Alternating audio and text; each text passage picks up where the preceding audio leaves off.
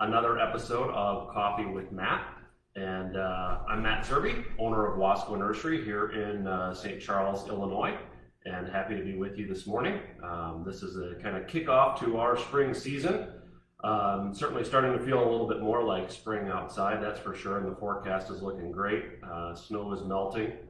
We're actually going to start digging trees hopefully next Monday if the snow continues to melt and temperatures stay the way that they're forecasted for. So we're excited that that means that spring is definitely here. So at this time of year, I get a lot of questions about seed starting.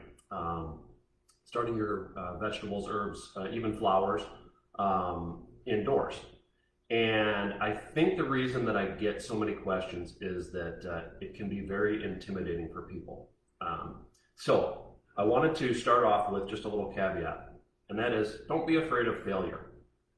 When you're growing stuff from seed, I don't care if you've been doing this for 15, 20 years, or if this is your first time trying to start seeds inside, you're going to have some failure, and that is totally okay.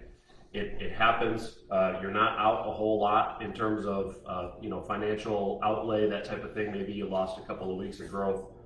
Maybe you lost the opportunity for a little earlier harvest on an item or something, but you can always start again if your seeds fail. Most seed packets have more than anybody is going to use in a season. So don't be afraid of failure. I just want to encourage you, if you've never tried it, it isn't that hard. We're going to talk about some simple steps and a few things here that will hopefully help you have success this year and in future years. But like I said, don't be afraid of failure. So I want to go through a couple of different things. I've got 7 steps that I kind of like to use in terms of getting your seeds from starting them to getting them out in the garden. So I've got that down. We'll talk through that, and then I've got a few different products here that I want to just talk about that will help you in your seed starting endeavors. So the first thing that I want to talk about is timing. So that's probably one of the most popular questions I get at this time of the year is, when should I start my seeds inside? So I know you probably can't see this. This is a resource from the University of Illinois Extension Office. It's a nice little chart that just talks or just says, the different item: asparagus, sweet corn, eggplant, peppers, tomatoes, etc. And it says when to start it. It gives you a little range. So for instance, I'm looking at this. It says tomatoes, May 10 through June 1st. Okay, so those are the times when you can direct sow out in the garden. If you're starting them from seed, then you're going to want to look at the packet. And for instance, this is a pepper plant, so or a pack of pepper seeds. So let's just look at this here real quick. So University of Illinois is saying for peppers, May 10th through June 1st. Now, Illinois, as you well know, is a very long state. So the southern part of the state gets warm a lot faster. The northern part of the state takes a little longer to warm up. So we're going to go a little towards the middle of that range. So if it's May 10th through June 5th through June 1st, let's say approximately May 20th is a good time for planting tomatoes outside. Now, that may sound a little late to you, but the fact is that tomatoes and peppers both really like a warm soil. So even though we're fairly well past the last or average frost date in Illinois for our area, the soil is not warm yet. So I've pushed the envelope and tried to get tomatoes in the ground on May 1st because the weather looked great, that type of thing. And because I've been busy, things like that, I've gotten my tomatoes in the ground in around the 25th of May. And guess what? They always produce about the same, because when I plant them early in May in that cold soil, they just stall out. Takes a little while for them to get going, really not until that soil warms up. So we're going to shoot with, for this case here, peppers right around May 20th, May 25th, something like that. Now, if I look at the package of pepper seeds, it's saying that over here, days to emerge, 10 to 25 days. When to start inside, 8 to 10 weeks before transplanting. So you take that transplanting date, May 20th. If we back up 10 weeks, that's when you should start your peppers inside. All right, everything is different. So I can't just tell you when should you start your vegetables inside. March 1st. You can't really do that because some things germinate very quickly and are going to grow fast inside. Some things are going to take a lot longer. Some things you can plant outside a little sooner when the ground is still cool. So some of your leafy vegetables, lettuces and cabbages and kales, things like that, those can be planted way earlier in the season than something that's warm loving like a tomato or a pepper, that type of thing. But there's a million different seed companies out there. We're pretty partial to Botanical Interests. They're a nice company based out of Colorado. Most of their product is organic and or non-GMO. So you'll see right on the packet, this is open pollinated, it is untreated, it is non-GMO, and it's got a nice little guide on here about when to start, etc.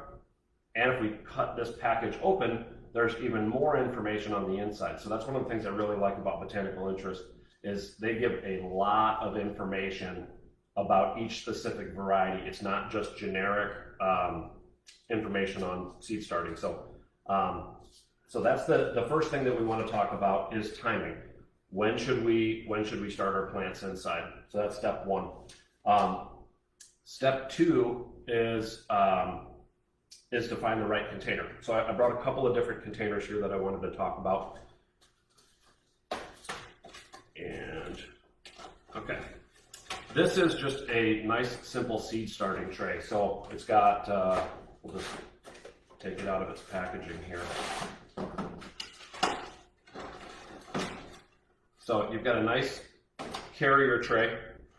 This doesn't have any holes in it, so it's going to catch the water. It's not going to leak all over your kitchen countertop or your hardwood floors or wherever you may want to be starting your seeds. And then inside it, you can put these little plastic cell packs. So those can go obviously right inside here. And then this actually comes with a nice little clear plastic top. We call it a greenhouse topper. And that gives it holds some warmth in there, but more importantly, it holds the moisture in there. Now, if you have seed starting trays and don't have a clear plastic topper like this, one thing that you can do, one little tip is once you have your soil filled in here, we'll talk about soil in a minute, but once you have your soil in here and your seeds set, you can drape or wrap saran wrap on here. That'll keep the moisture in. And then what you want to do is every day you take that saran wrap off and flip it over. So now the moist side is out and the dry side is down touching the seed. That'll prevent some problems like dampening off. Dampening off is basically a problem that happens right at the soil surface where the freshly germinated seed will, the plant or the new stem that's coming up, it'll die off right there at the soil level. It's called dampening off. So one way to avoid that is not to have that moisture touching the soil and the seed right away, but the plants do like some extra moisture in order to get them germinated and stuff. So nice little seed starting tray. They're inexpensive, they're reusable. You can reuse them from season to season. We have a similar tray, similar setup that has these little peat pots. They're a little biodegradable pot right inside there. One of the nice things about this particular setup is you can tear these apart, and most plants can be planted without pulling the plant out of this little peat pot. So that way you're not disturbing any roots when you take it out of the tray. So that's kind of nice. You can do that for all sorts of stuff. I like to do this with the leafy vegetables. The seeds for lettuce and cabbage and things like that, they're very, very small seeds. You put them outside, which you can, and sometimes they just get lost amongst the weeds in the garden and that type of thing. So one thing that you can do is you can start your cabbages, kales, lettuces, etc. in these little trays, get them started, and then you can take a nice little plant, say with 4 or 6 leaves outside, get that in the garden planted, and off you go. You'll have really good success that way. So that's kind of a nice little thing too. Another option for growing inside, which is kind of a container and soil all in one. These are called Jiffy pellets, and what this is this is a little compressed peat pellet. There's a little kind of, for lack of a better term, a little like mesh sock around it. So what you do is you take this pellet and you put it in a bowl of water or in the sink or whatever, and it'll swell up to about this big. And there's actually a little depression right in the center there, and you can put your seed right on that. So it's actually like a pot and soil all in one. They're fairly inexpensive. You get like 36 of them in a box. So, and then you can just line those up in a seeding tray. It works really well. These have been around forever. So that's kind of nice. So that's trying to find the right container. Once your plants are well rooted in one of these, depending upon how early you start and how much room you have, you may want to take them out of these little plug type trays and then move them over. You know, like if you're starting tomatoes or peppers inside and you really want to get a head start, you can start with the plant this size. You can take it out of there, and then you can transfer it over to, say, a 4 or 4.5 inch pot, or maybe even up to like a 6 inch or 1 gallon pot. And then, you know, you can have a nice sized tomato or pepper in a 1 gallon pot. So when you're taking that outside May 20th or whatever, you've got a 12, 16, 18 inch tall plant, and you're going to be able to harvest your fruit so much sooner than if you were going from this size directly out to the garden. The next thing I want to talk about is soil or soilless mixes. You'll often hear the word soil used. We really don't want to start seeds in soil. We use soilless potting mixes. So most of those are peat based. So this is an organic seed starting mix. It's just a very fine, real fine peat moss with just a tiny little bit of perlite in here. I often have people ask if they can just use the potting mix that they have left over from last year that they used on their hanging baskets or on their containers, things like that. And I generally say no, because those products are designed for large containers. They're a little more coarse of a product, and they dry out a lot faster. They don't retain moisture as well. So the finer seed mixes, won't dry out quite as quickly, but because they're fine, the seed isn't going to work its way too far down in there. Because one of the things that's really important with seed starting is talking about the seed planting depth. Depending upon the type of plant, there's going to be a recommendation on the depth. So on this pepper packet here, this is saying 1/4 of an inch below the soil surface. So you can do a number of different things. You could take your soil mix, fill up your tray, use a toothpick, make a tiny little hole, and drop a seed in there. We do have these little things, it's called a dial seed sower. So for those real small seeds that are hard to handle with your fingers, you put them in here, and then there's kind of a nice little sort of funnel, and you can drop your seeds in that way. The other way that you can do that is take your soil, fill it almost to the surface, get it kind of wetted down, take the seed, put it on, and then put a very, very light layer of seed mix right on top of that. And that'll get you to about 1/4 inch deep. But you do need to look at the package, because every seed is different. Some seeds actually need sunlight in order to germinate. So those are actually going to be placed right on the soil surface. They're not going to be planted down deep into the soil. Some things, like tomatoes, don't need that, so those could go a little bit deeper into the soil. All right, so make sure that you're checking and doing the proper seed depth, because you'll have a lot more success that way. Okay, one thing that will really help you if you've not had success with seed starting is a heating mat or a germination mat. So this is a simple device. This is actually designed for like a kitchen windowsill, so it's great if you're I mean, you can do anything with it, but it's great for like a little herb garden, great for, 8 or 10 plants, that type of thing. But this just plugs in, and then this mat heats up. And then we would take, say, a tray of something and set it right on top there.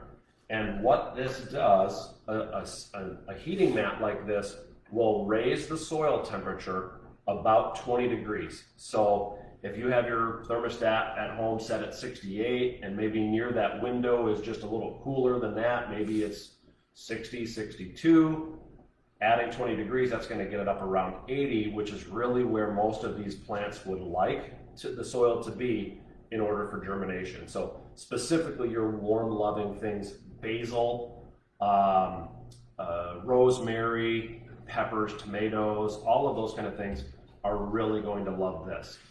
Some of your cool weather crops, broccoli, cabbages, kales, things like that, it's really not as necessary to use it. It actually still does help, but it's not as necessary. So we do have these in like a larger size, like this right here, which actually you can put 4 trays on top of this heating mat right here. So that's one area where people have had trouble before, is they try to seed, they're not seeing the success or not seeing the germination rate very quickly because the soil is too cool. This will help a lot. Of course, patience is necessary. It's going to say on the package, again, in this case right here, the pepper is saying days to emerge. So that's the germination from the time when it's breaking out of the soil, coming off that soil immersion, is going to be 10 to 25 days. 10 days if the soil is warmer, 25 days if it's cooler. So there's your difference, 10 to 25 days. So that's kind of nice. If you don't have a heating mat, then I would just suggest put it in a warmer area of the house, somewhere where it's not going to get real drafty, that type of thing. So, but these are pretty handy. They work well. Okay, next thing is just talking about water.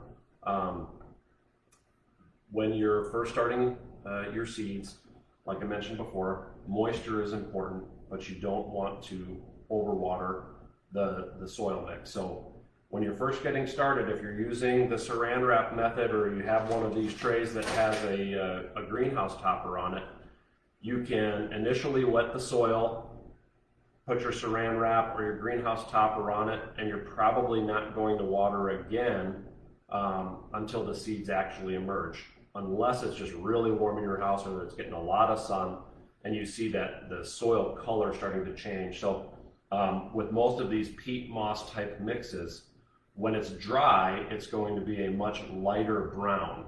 When the soil is wet or moist, it's going to be much more on the dark brown, chocolatey type color side of things. So if you are seeing it really dry out, you could use just a simple misting bottle like this.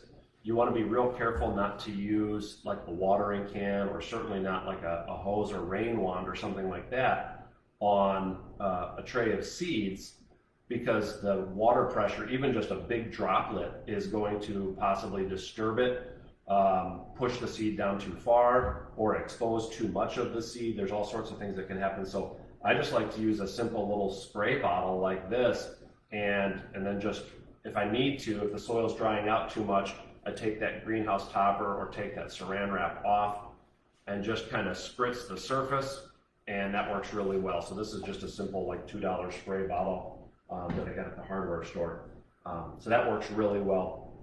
Then once your plants start emerging, then you're going to want to start watching the soil for moisture level, because as they start to develop roots, now they're actually starting to use that water. So you can stick your finger in the soil. You could use a moisture meter. I actually have a moisture meter right over here. You could use a little digital moisture meter or something like that. But really, because these pots are so small, just touching the soil, getting your finger down a little bit into the soil surface, below the soil surface, will tell you whether the soil needs to be watered or not. So the goal with seeds, which can be a little bit tricky, is to maintain a consistent moisture level. So you don't want it to be really, really wet at one point and then really, really dry at another. So just consistent moisture is really going to be key. And then of course, especially once those seeds emerge, the next step is light. The more sunlight you can get, the better. You can use grow lights. You can actually use regular old fluorescent lights to get seeds started. When you're first starting, you want that light to be very, very low. Otherwise, the plants start to stretch a lot for the light. So you don't want a light way up high here. I don't know if you can see that or not, but you want the light right along the soil surface. And then as the plant starts to grow, you can just barely raise that a little bit. And then eventually, unless you're growing in like a basement or something, you can eventually then just get rid of those lights and rely on the sunlight. But it's really important that they get enough light. Now you can, depending upon what time of year it is, you can also start to bring the plants outside. So once you get your seeds emerged from the soil, the first set of leaves that come out are what are called seed leaves. And then that second set of leaves that comes out, those are actually true leaves. So the first leaves that come out generally don't even look like a mature leaf of that same plant. So like when the tomato emerges from the ground, you have these just two little leaves that are kind of narrow. When the plant starts growing more, you get your traditional tomato leaf on there. So they look different. So that first one is the seed leaf, and then after that you'll get the true leaves. Once you have one or two sets of true leaves, you can start to bring your plants outside for the day for some sunlight. So that's a process that we call hardening off.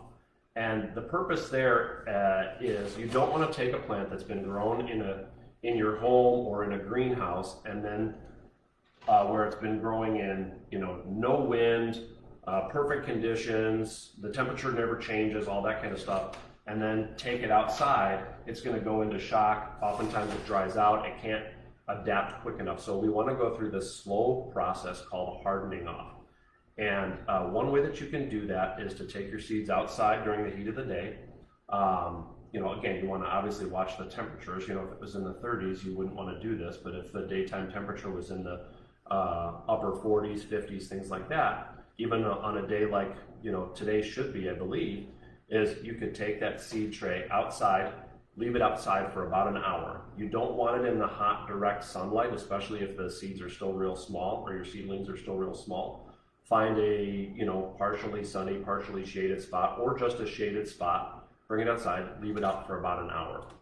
And then the next day, do the same thing and take it outside for an hour and a half or 2 hours. And you kind of slowly start to work your way up to the plants having been outside for the whole day, for about 8 hours. At that point, the plants should be able to stay outside. Now, you still are going to have to watch for overnight low temperatures, so you may not be able to leave them outside permanently, but at that point, they could stay out for the entire day, maybe be brought in at night or covered at night, depending upon what the temperatures are going to do. I did check with the Illinois Meteorological Service, just to give you a couple of date and frost facts. The earliest that we've ever had a last frost in Kane County was April 5th. So that would be the earliest that you could possibly get into the garden. That would be crazy. You would definitely run a great risk of losing your plants there. The latest ever in Kane County was May 28th. So we have never had a frost or a freeze after May 28th. Talking about springtime here, obviously. Average last frost date for our area is April 27th. Now, I've been doing this a long time. I typically tell people Mother's Day. That's usually a really good, a little later actually than that average frost date. And the reason that I say that is that, obviously an average is, you can have a date way over here like May 28th, and you can have a date way over there like April 5th, and the center there doesn't necessarily tell you anything. from my experience, Mother's Day is usually a really good kind of goal to shoot for. And then at that point, you can start to watch a 7 or 10 day forecast and see what's going to be happening, to know if it's safe to put those plants outside. Again, different plants have different thresholds. Your cabbages, kales, etc., lettuces, broccoli, cauliflower, all of those, they can take cold nights. They're going to be perfectly fine. But your warm-loving stuff, your basil, I don't like to put basil outside until the overnight temperatures, the overnight lows are 50 or higher. Basil really, like if you get into the low 40s, basil's you're gonna have major problems with it. Upper 40s, maybe a little bit of problems, but if it's over 50, you're great. And if it's under 40, the plant's gonna die. Tomatoes and peppers, 32 is kind of the magic number. If it does get down to freezing, the plant is gonna die. So you have to watch that for sure. So we've talked about moving the plants outside, that sort of hardening off process. So those are basically my 7 steps. I'm just gonna review them real quick for you. Get the timing right. So make sure that you're looking at your seed packet, that you know how long it's gonna take for the seeds to germinate and grow, and what the average or a good planting date for that particular species of plant is. So you're going to use this chart, and then you can use the back of the seed pack. Start 8 to 10 weeks early. Here's my date. I back up 8 to 10 weeks, and then I have it. We're going to post this, if we haven't already, we're going to post this University of Illinois seed starting chart. I'm sorry, it's not a seed starting chart. This is when you can plant these plants in the garden. Okay, so you have to then back them up with whatever the seed pack says. So we're going to post this in the comment section of this Facebook video. So that'll be on there if it isn't already. So timing is number 1. Find the right container that's going to suit your needs, depending upon how long you plan on keeping the plants inside. Use the right soil. You want to make sure that you're using a soilless mix, something that is light, something that retains moisture well. Again, we like this organic seed starting mix from Espoma. We also have a couple other products available, or you can use something like these little peat pellets that I had mentioned. Then you're going to do you're going to start your planting. You're going to check your seed depth. Again, really important there. You're going to use a heating mat if possible to keep those soil temperatures up. You're going to water and watch the plants. You can use a little bit of liquid organic fertilizer once your plants get up to having those true leaves. So the first ones are the seed leaves, the second ones are the true leaves. At that point, you could use a very diluted organic liquid fertilizer. I suppose it doesn't have to be organic, but it should be. But you want to be careful not to over fertilize, especially indoors and especially young plants. You can burn your plants pretty easily. The reason I like the organic fertilizers is they really don't have all of the salts that you'll find in the chemical fertilizers or synthetic fertilizers. So use a diluted organic fertilizer. So you're going to water and feed them repeatedly, depending upon, if you're keeping them in for 8 or 10 weeks, they're going to obviously need moisture and fertilizer. And then you're going to harden them off. And again, that's that slow process of bringing them outside, leaving them out for an hour, bringing them back inside, that type of thing. Each day giving them a little, another hour of outside time. So that's it. I did want to talk about just 2 other things. This seed packet that I've been using for display purposes here, this is actually from last year. So if I look on the bottom of the pack here, I've got a lot number and it says that it was packed for 2020 and that it should be sold by December 31st, 2020. So if you're anything like me, you've got a little box in the garage or a little Tupperware container of seed packets from last year or the year before and things like that. Maybe you never planted them, maybe you just didn't use all of them. And so people ask me, how long do seeds last? One way that you can determine if your seeds are still viable is take a paper towel, wet it really good and fold it in half, right? Open it up, put 3 or 4 or 5 seeds from, like say this packet right here, put 5 seeds on there, fold that paper towel back over. Again, this is a wet paper towel, and then put that, say, on that heating mat or in the windowsill, something like that. Check it for moisture. Don't let it dry completely out. And depending upon the plant, you should start to see some germination in a handful of days, depending upon the plant. It could be 3, 5, 7 days, something like that. But if 4 out of 5 germinate, well, that's great. That's a 80% success.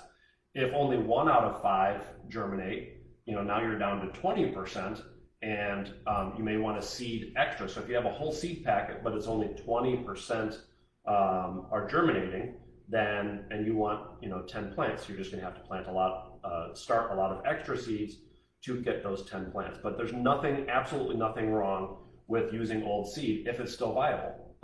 There's no downside to it. If it germinates, it's a good seed. That's it. That's really the gist of it. So that's that.